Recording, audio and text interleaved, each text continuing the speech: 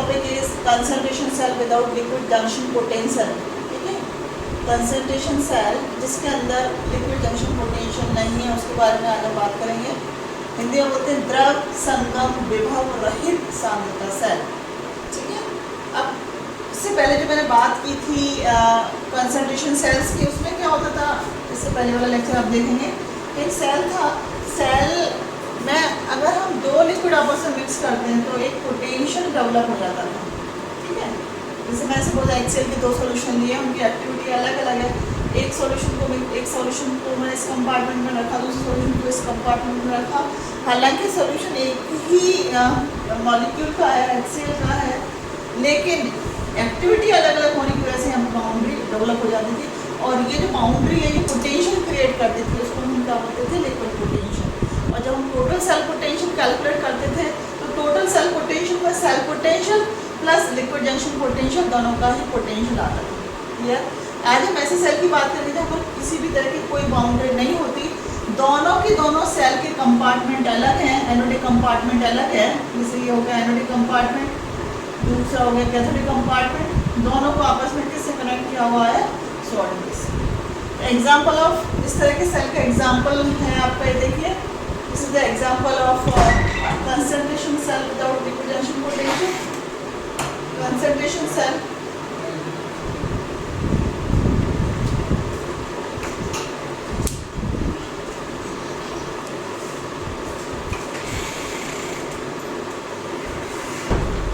Example of concentration cell without liquid junction potential. आप देख सकते हैं कि आपकी जो डबल लाइन है, डबल लाइन क्या इंडिकेट कर रही है, presence of salt base, means दोनों कंपार्टमेंट एक दूसरे से सेपरेटेड है, किसी भी तरह का कोई आपस में मिक्सिंग नहीं है, and this separation indicated by double line. Pt platinum hydrogen, platinum के वायर पर हाइड्रोजन एडसॉर्ब्ड है, 1 एटमॉस्फेयर के ऊपर हम हाइड्रोजन पास करते हैं। ये वाला जो है प्लैटिनम वायर किसके अंदर डिप्ड है, HCl सॉल्यूशन के अंदर डिप्ड है। सेकंड वाला जो HCl है वो कौन से कंपार्टमेंट है, कैथोडिक कंपार्टमेंट में। तो आप ये देख सकते हैं कि suppose this is a hydrogen electrode, आप देख सकते हैं। तो हाइड्रोजन इलेक्ट्रोड को हम इस तरह से शो करें,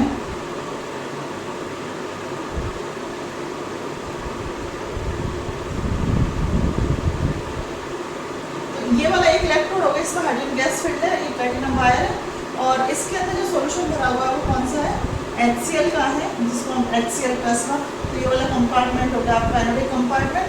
सेकंड कंपार्टमेंट भी इसी तरह का है, सिर्फ HCl की एक्टिविटी अलग अलग है, तो इसको हम बोलेंगे anodic compartment. Anodic compartment, clear.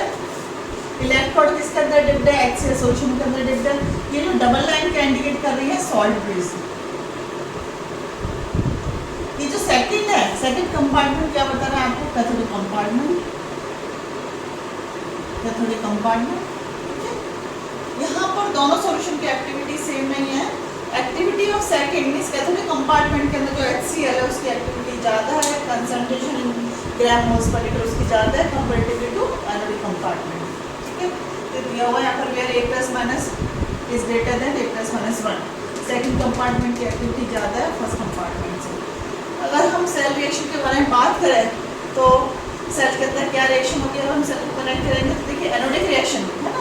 Anodic reaction में क्योंकि रिएक्शन यहाँ पर प्लैटिनम है, लेकिन प्लैटिनम एज इलेक्ट्रोड एक्ट नहीं कर रहा, एज इलेक्ट्रोड क्या एक्ट कर रहा है, हाइड्रोजन ही एक्ट कर रहा है, लेकिन प्लैटिनम के ऊपर हाइड्रोजन गैस एडसॉर्ब हो रही है, ठीक। तो ऊपर वाला जो कंपार्टमेंट है जिसको हम एनोडिक कंपार्टमेंट कह रहे हैं, एनोडिक कंपार्टमेंट में रिएक्शन किसकी होगी, हाइड्रोजन की।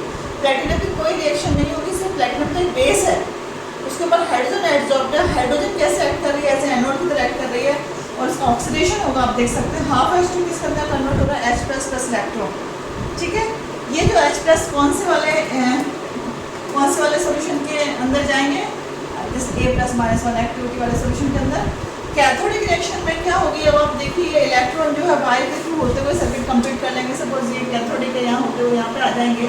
कैथोडिक कंपार्टमेंट के अंदर क्या होता है, आप किसी भी तरह का कोई सेल डायग्राम ड्रॉ नहीं करना है, ये तो जस्ट मैं आप लोगों को समझाने के पर्पज से बता रही हूँ इसको आपको, क्योंकि मैं वैसे बहुत बार डिस्कस कर चुकी कैसा सेल होता है सॉल्ट बेस वाला, कैसा होता है विदाउट सॉल्ट बेस वाला। तो this is just for understanding, आप सिर्फ इस चीज़ पर फोकस करिए, ठीक ठीक है। ये हो गया हमारा एनोड, ये हो गया हमारा कैथोड, ये हो गया हमारा एनोडिक रिएक्शन। कैथोडिक रिएक्शन में क्या होगा, H प्लस आयन इलेक्ट्रॉन को लेगा और किसके अंदर कन्वर्ट हो जाएगा, H2। अब जब हम ओवरऑल सेल रिएक्शन देखते हैं, ओवरऑल सेल रिएक्शन में क्या क्या चीज़ें कैंसिल आउट हो रही है, आप भी देख सकते हैं इलेक्ट्रॉन से इलेक्ट्रॉन कैंसिल आउट हो रहा है, ठीक है, इलेक्ट्रॉन से इलेक्ट्रॉन कैंसिल आउट हो रहा है। और +2 क्योंकि यहाँ पर H प्लस -2 किसके अंदर कन्वर्ट हो रहा है, आप ये हाइड्रोजन इससे कैंसिल आउट हो गया, इलेक्ट्रॉन इलेक्ट्रॉन से कैंसिल आउट हो गया, क्या बचा H प्लस कौन सा एक्टिविटी वाला, A plus -2 converted into H plus A plus -1। यानी कि ये क्या शो कर रहा है, ओवरऑल सेल रिएक्शन कि सिर्फ H प्लस आयन का माइग्रेशन हो रहा है एक तरफ से दूसरी तरफ या दूसरी कंपार्टमेंट की तरफ, और उसी से ही क्या डेवलप हो रहा है, सेल पोटेंशियल डेवलप हो रहा है सेल का। So EMF of this cell is given by the Nernst equation. हम किसी भी सेल का पोटेंशियल किससे देते हैं, नॉनस्ट इक्वेशन से देते हैं। नॉनस्ट इक्वेशन हम कैसे लिखेंगे, E -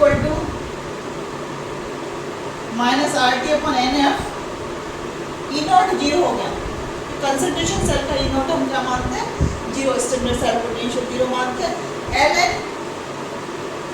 A प्लस -1 अपॉन A प्लस -2, ठीक है। अगर मैं माइनस को हटाऊंगी तो माइनस को हटाने के बाद क्या टर्म हो जाएगी, RT/NF ln A plus -2 upon A plus -1, ठीक है। ये हो गया आपकी सेकंड सेल पोटेंशियल। दिखा दे आपको, यहाँ पर क्या था, पहले माइनस था, इसको रिवर्स किया, माइनस से मूव हो गया, एक्टिविटी ऊपर आ रही थी A प्लस -1 अपॉन A प्लस -2, अब क्या आ गया, A plus -2 upon A plus -1, ठीक है। So it is not possible to find out the exact activity of an ion, so mean activity of the solution में बी टेकन, है ना, it is equal to A plus -1। हम कई बार A plus लिख रहे हैं, A प्लस का मतलब होता है एक्टिविटी और A plus minus is the mean activity, ठीक है। तो A प्लस हमने तो A प्लस का मतलब होता है simple activity, A plus minus का मतलब होता है मीन एक्टिविटी। तो कई बार क्या होता है कि एक्टिविटी फाइंड आउट करना बहुत डिफिकल्ट होता है, तो उसकी जगह हम क्या लेते हैं, mean activity A plus minus में रिप्रेजेंट करते हैं। तो ये हो गया, कैसे आप EMF डिटरमाइन करोगे, ऐसे सेल का जिसका जो कि विदाउट लिक्विड जंक्शन पोटेंशियल है। तो इस सेल का जो EMF होगा वो सिर्फ सेल का ही EMF होगा, इसके अंदर किसी भी तरह का कोई भी लिक्विड जंक्शन पोटेंशियल नहीं है। आई थिंक आपको ये वाली बात समझ में आ गई होगी यहाँ तक, ठीक है। नेक्स्ट टॉपिक है determination of liquid junction potential, कैसे हम लिक्विड जंक्शन पोटेंशियल का निर्धारण करेंगे।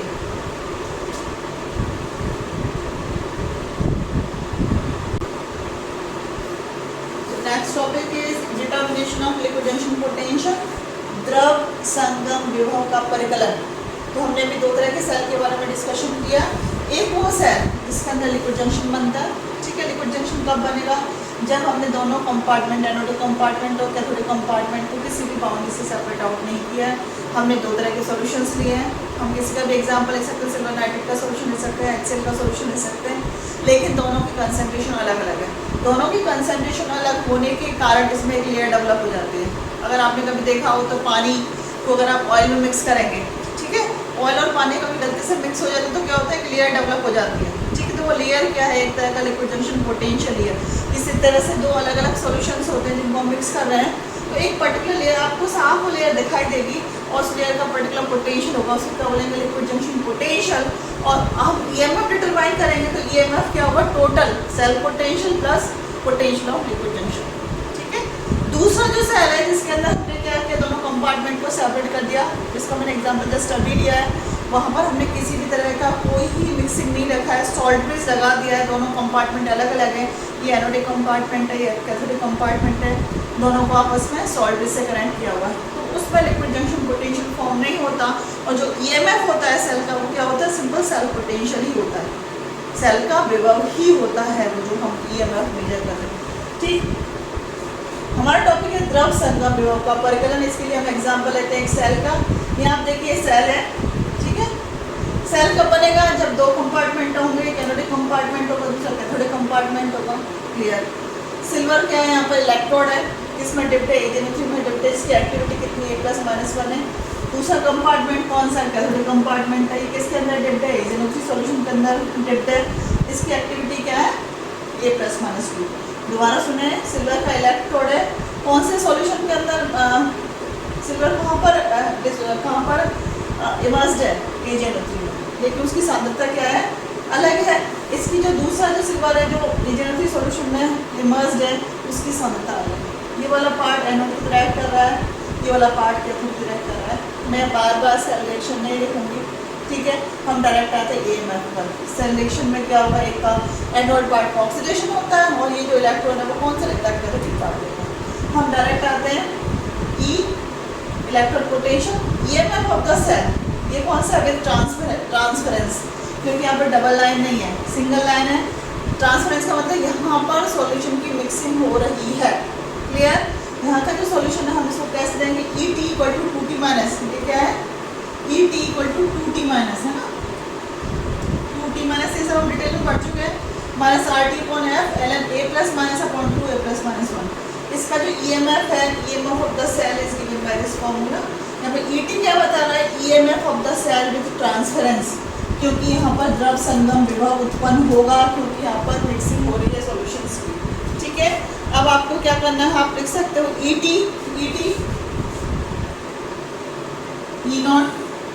E नॉट की जगह आप कैसे लिख सकते हो, E right minus E left, ठीक है, E right minus E left, ये हो गया सेल, प्लस EJ क्या है आपका, लिक्विड जंक्शन पोटेंशियल।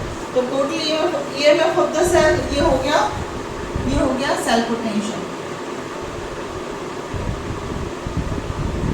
सेल का potential plus liquid junction potential. ठीक है, अब हम इसका EMF कैसे देंगे, EMF हमें कैसे मिला, इसमें हम दोनों चीजें ऐड है, सेल पोटेंशियल भी ऐड है, लिक्विड जंक्शन पोटेंशियल भी ऐड है। अब हम क्या करेंगे, ऐसा ही सेल, ऐसे ये वाला सेल जो था, अब हम इसको क्या बनाएंगे, विदाउट लिक्विड जंक्शन पोटेंशियल। इस वाले सेल को विदाउट लिक्विड जंक्शन पोटेंशियल बनाने के लिए मैं क्या करूँगी, सिर्फ एक और लाइन खींच दूँगी, एक और लाइन खींच दिया, इसका मतलब क्या लगा दिया मैंने, सॉल्ट ब्रिज। समझे, पहले वाला इलेक्ट्रोड अलग था, ये वाला इलेक्ट्रोड अलग है, ये वाला सेल अलग है, पहले वाला सेल अलग था, उसको नंबर 1 देते हैं, इसको नंबर 2। अगर आप नोट डाउन करें तो इसको आप दोबारा लिखें, क्योंकि दूसरा सेल हो गया, इसके अंदर सॉल्ट ब्रिज लगा हुआ है, इसके अंदर मैंने सिंगल लाइन को डबल लाइन से रिप्लेस कर दिया। ठीक है, बाकी सेल का स्ट्रक्चर लगभग वही है, एनोडिक कंपार्टमेंट है, कैथोडिक कंपार्टमेंट है, लेकिन ये किससे अलग, किससे सेपरेटेड है, सॉल्ट ब्रिज से।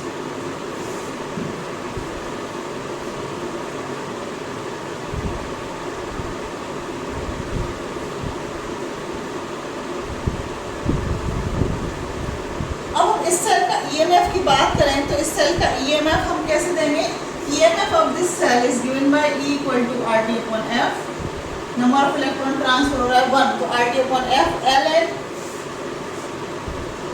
A plus minus 2 upon A plus minus 1।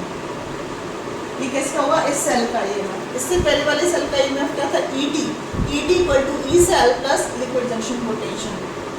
आगे बात समझ में, अगर मैं उसमें से फर्स्ट वाले में से सेकंड को माइनस करती हूँ तो मेरे पास क्या आ जाएगा, ना the EMF of the cell हमने ये दे दिया, EMF इसमें क्या इंक्लूड कर रहा है, only electrode potential, this EMF is due to only electrode potential. तो इसका EMF क्या, किसका पोटेंशियल, ओनली सेल का, सेल यानी E right minus E left. ठीक है, यानी कि पोटेंशियल कौन सा है, only this is only cell potential. यहाँ पर कोई भी लिक्विड जंक्शन पोटेंशियल नहीं आ रहा, आप ध्यान रखना। इससे पहले वाला जो सेल था उसके अंदर जो सिंगल लाइन थी उसमें हमने कैसे दिया था, E equal to right minus left plus EJ भी दिया था।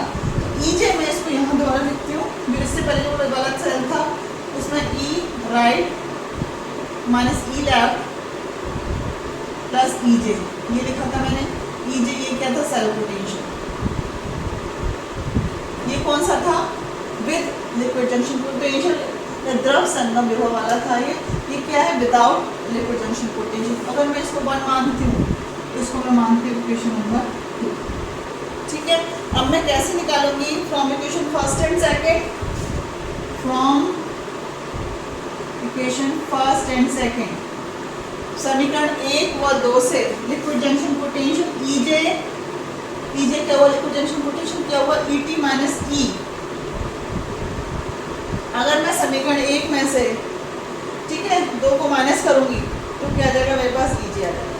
तो ईजे जो हो गया, ईजे क्या है, ईजे लिक्विड जंक्शन पोटेंशियल, यहाँ पे ईजे है लिक्विड जंक्शन पोटेंशियल, या हम क्या बोले इसको, द्रव संगम विभव।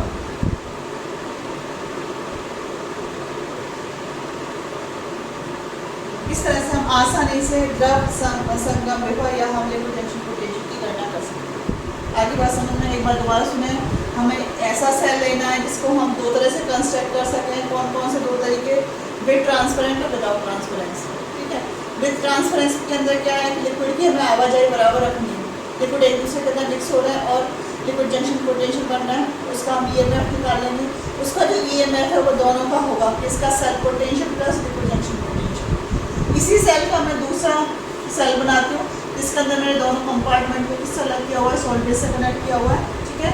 इसका जो मैं ईएमएफ दूंगी, this is given by E equal to E RT upon F ln A plus minus upon two this, ठीक है। ये किसका है, सेकंड का है, ये किसका है, फर्स्ट का है, मैंने डाला था फर्स्ट, ये सेकंड वाला पोटेंशियल हो गया। अब यहाँ पर जो ईएमएफ है ये सेल पोटेंशियल के बराबर है, यहाँ पर जो ईएमएफ है cell potential plus liquid junction potential के बराबर है। अब मैं इक्वेशन फर्स्ट एंड सेकंड की हेल्प से क्या निकालूंगी, ईजे किसके बराबर जाएगा, ET माइनस C, यानी कि मैं फर्स्ट में से सेकंड को माइनस करूंगी तो मेरा क्या आ जाएगा, द्रव संगम विभव या फिर सेल पोटेंशियल। इस तरह से हम किसी भी सेल का सेल पोटेंशियल आसानी से फाइंड आउट कर सकते हैं।